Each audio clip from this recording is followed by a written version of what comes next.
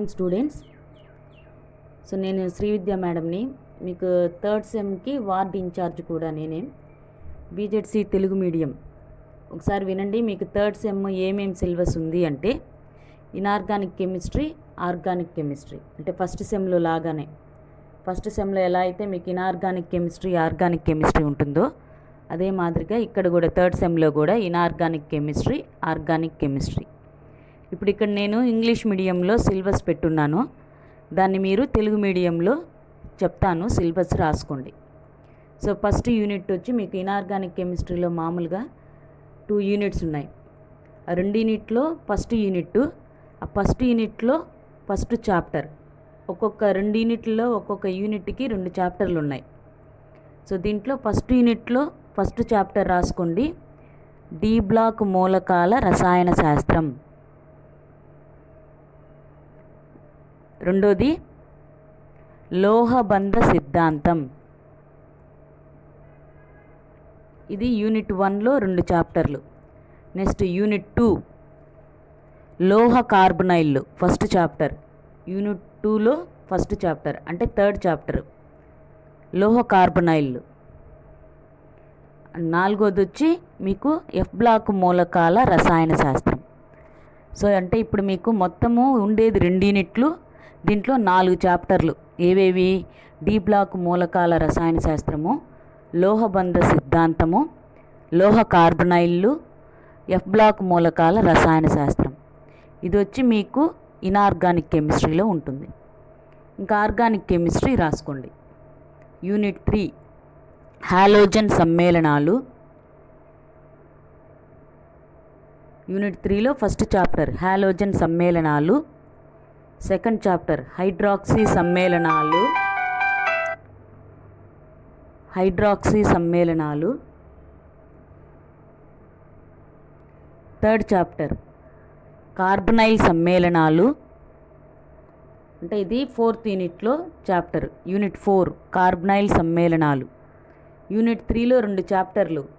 ఏవేవి? హాలోజన్ సమ్మేళనాలు, హైడ్రాక్సీ సమ్మేళనాలు వచ్చి యూనిట్ 3. యూనిట్ 4 వచ్చి కార్బనైల్ సమ్మేళనాలు, ఒకే చాప్టర్ యూనిట్లో. యూనిట్ 5 దీంట్లో 2 చాప్టర్లు ఉన్నాయి, కార్బాక్సిలిక్ ఆమ్లాలు, వాటి ఉత్పన్నాలు. రెండో చాప్టర్ వచ్చి ఉత్తేజిత మిథిలీన్ సమూహాలు. ఒకసారి చూడండిమా, ఇనార్గానిక్లో 2 యూనిట్లు. ఆ 2 యూనిట్లో మొదటిది వచ్చి డి బ్లాక్ మూలకాల రసాయన శాస్త్రము, లోహబంధ సిద్ధాంతం. ఇది యూనిట్ 1. యూనిట్ 2 వచ్చి లోహ కార్బనైళ్ళు, ఎఫ్ బ్లాక్ మూలకాల రసాయన శాస్త్రం. ఇంతతో ఇనార్గానిక్ అయిపోయింది.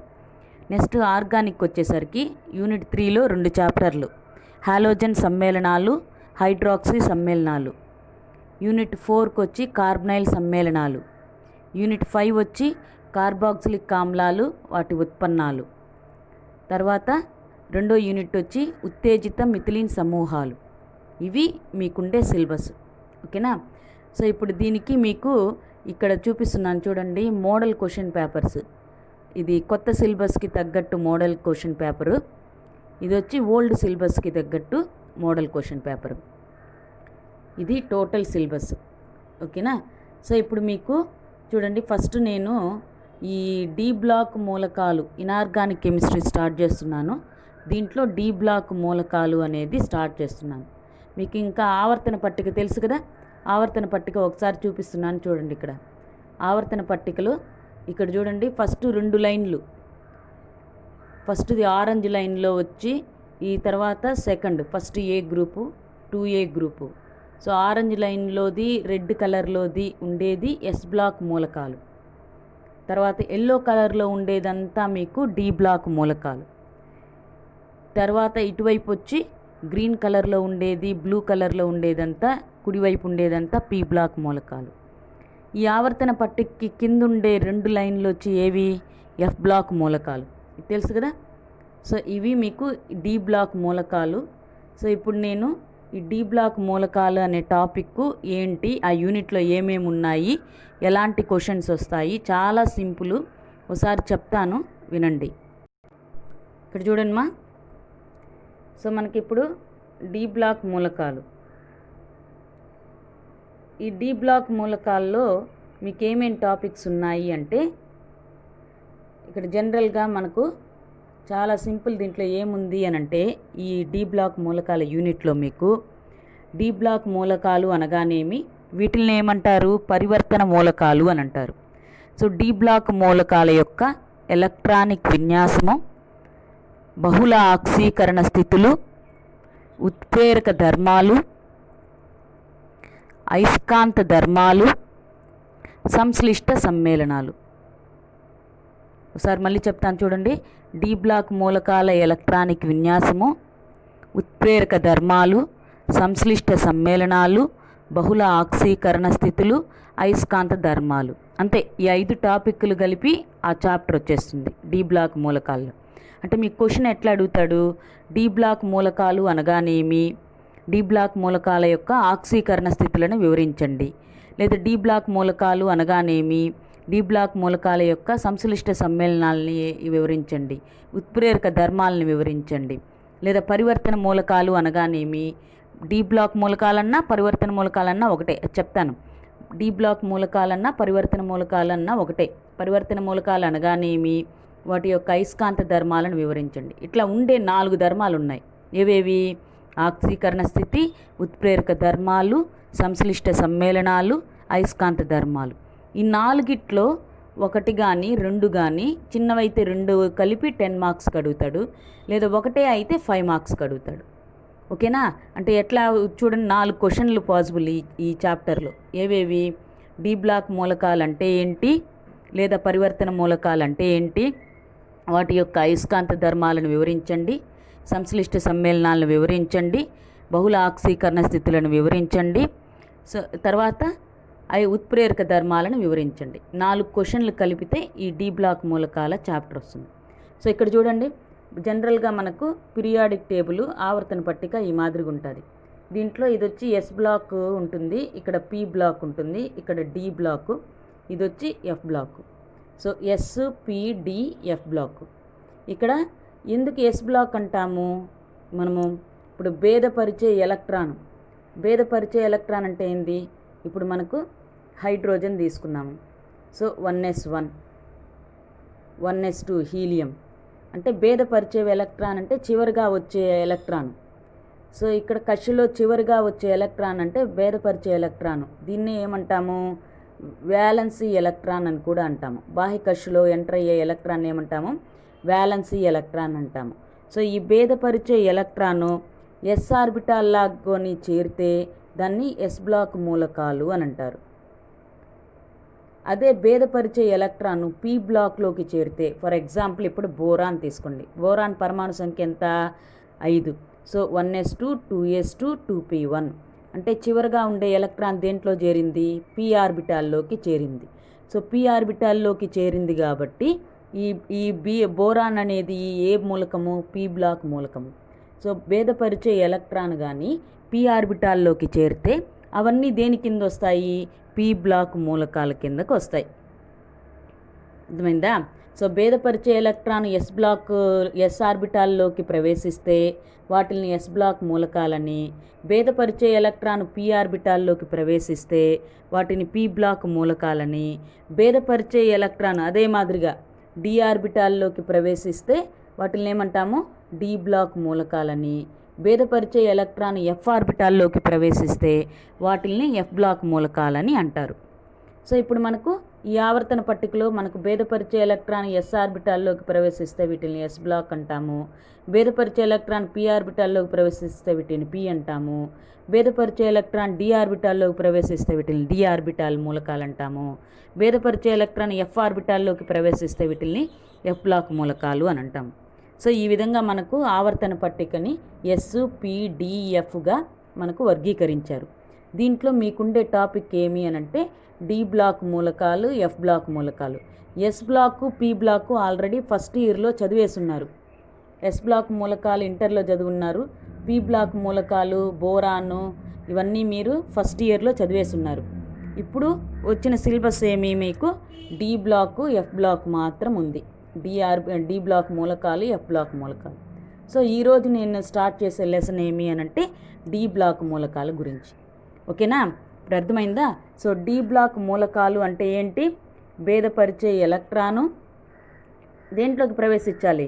డి ఆర్బిటాల్లోకి కానీ ప్రవేశిస్తే దాన్ని ఏమంటాము? డి బ్లాక్ మూలకాలు అని అంటాము. సో మనకి ఇక్కడ ఈ డి బ్లాక్ మూలకాలని మళ్ళీ వర్గీకరించారు. ఎలాగా? ఇప్పుడు చూడండి, ఇక్కడ చెప్పాను నేను ఈ మాదిరిగా. ఇక్కడ చూడండి, ఇక్కడ భేదపరిచే ఎలక్ట్రాను డి బ్లాక్ మూలకాలని మళ్ళీ ఎలా వర్గీకరించారు చూడండి. భేదపరిచే ఎలక్ట్రాను 3D ఆర్బిటాల్లోకి ప్రవేశిస్తే దాన్ని 3D శ్రేణి మూలకాలు లేదా మొదటి శ్రేణి మూలకాలు అని అంటాం. ఎక్కడి నుంచి ఎంతవరకు ఉంది 3D శ్రేణి? స్కాండియం నుంచి మనకు జింక్ వరకు ఉంది. అంటే స్కాండియం 21 పరమాణు సంఖ్య, అక్కడి నుంచి జింక్ వరకు ఉంది. సో భేదపరిచే ఎలక్ట్రాను డి ఆర్బిటాల్లోకి ప్రవేశిస్తే దాన్ని డి బ్లాక్ మూలకం అని అంటాం. సో ఈ డి బ్లాక్ మూలకాలని మళ్ళీ మనకు ప్రవేశించే ఆర్బిటాల ఆధారంగా 3D 4D 5D అంటే మొదటి శ్రేణి, ద్వితీయ శ్రేణి, తృతీయ శ్రేణి మరియు 4వ శ్రేణి.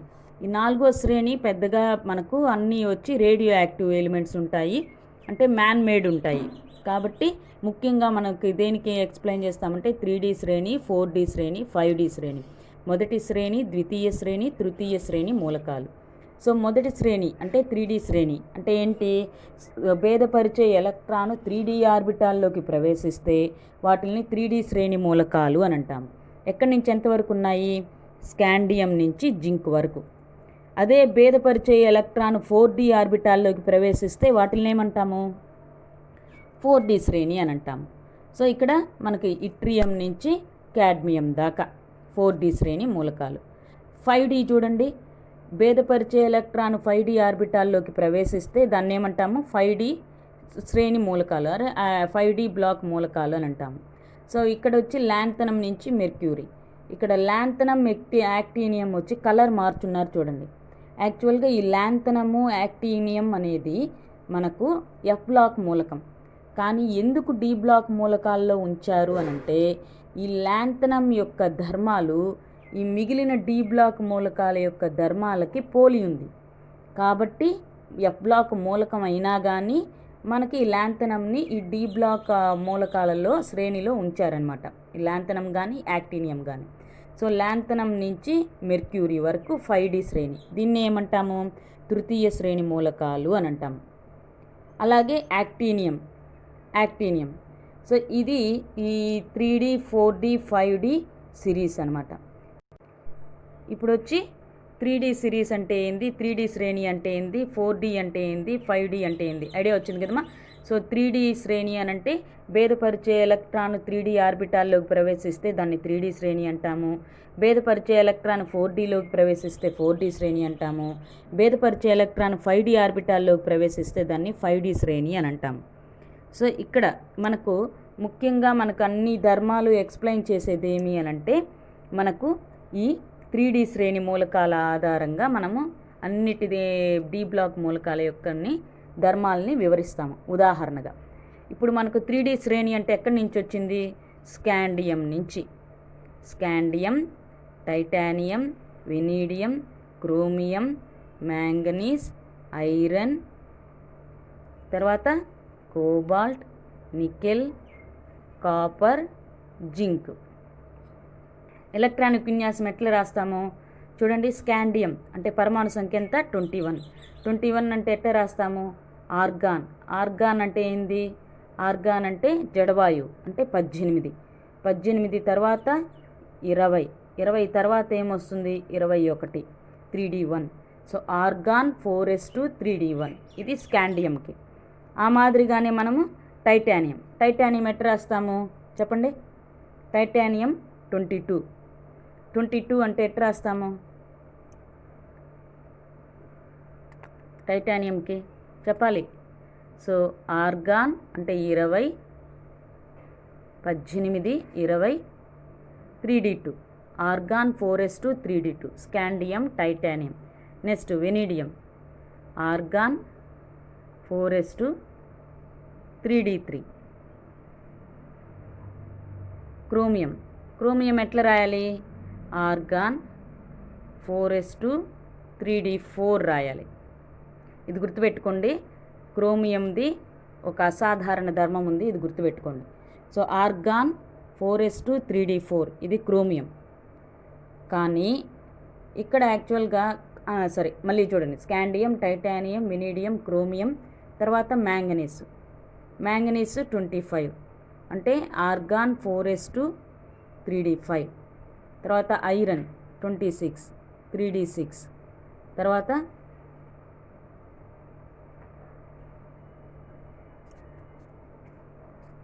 కోబాల్ట్, ఇక్కడ వచ్చి కోబాల్ట్ వచ్చి మనకి ఎంత అటామిక్ పరమాణు సంఖ్య 27 కాబట్టి ఎట్లా రాస్తాము, organ 4s2 3d7,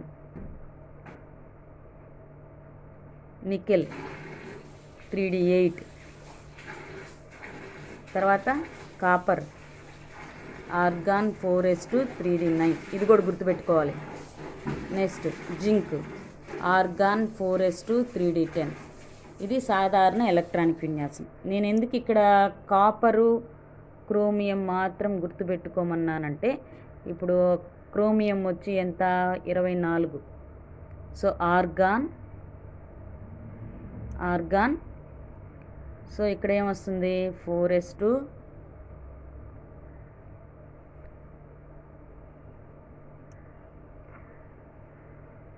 organ క్రోమియంకి 24, 4s2 20, తర్వాత ఇలా 24 ఇది రావాలి. అలాగే కాపర్కి ఎలా వస్తుంది 29, ఆర్గాన్ 4s2 3d9, ఇది సాధారణ ఎలక్ట్రానిక్ విన్యాసం. కానీ మనకి ఇక్కడ పాయింట్ ఏమి అనంటే D4 అనంటే చూడండి, మనకు డి ఆర్బిటాల్ ఎన్ని ఉంటాయి, 1 2 3 4, ఏవేవి dxy dyz dzx dx² - y² dz², మొత్తం 5 ఆర్బిటాలు ఉంటాయి డి బ్లాక్ మూలకాల్లో. ఈ 5లో మనకు ఇది 4s2 D4 ఉంది. అదే ఇప్పుడు కాపర్ కనుకోండి, కాపర్కి D9, అంటే 1 2 3 4 5 6 7 8 9 4s2, ఇది కాపర్కి. ఇక్కడ ఏంట్రా అంటే ఇది ఒక్కటి నిండితే సగం నిండిన ఆర్బిటాల్ అవుతుంది క్రోమియంకి, ఇది ఒక్కటి నిండితే పూర్తిగా నిండిన ఆర్బిటాల్ అవుతుంది కాపర్కి. అంటే ఇక్కడ ఏముంటుంది, ఇక్కడ పాయింట్ ఏమి అనంటే ఏదైనా ఒక మూలకము స్థిరత్వం పొందడానికి ప్రయత్నిస్తుంది. ఇప్పుడు కాపర్ కానీ ఇక్కడుండే ఈ ఎస్ ఆర్బిటాల్లో ఉండే దీనిని, ఈ ఎలక్ట్రాన్ని కానీ తీసుకుంటే మనకు ఇక్కడ ఏమవుతుంది 4s1 3d5 క్రోమియంకి.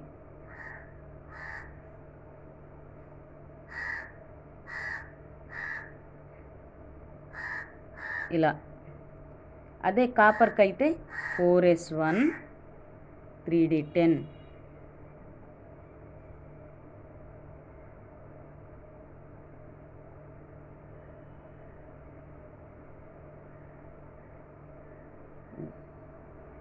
సో ఇప్పుడు ఇక్కడ సగం నిండిన ఆర్బిటాల్ ఏర్పడింది, కాపర్కి వచ్చి పూర్తిగా నిండిన ఆర్బిటాల్ ఏర్పడింది.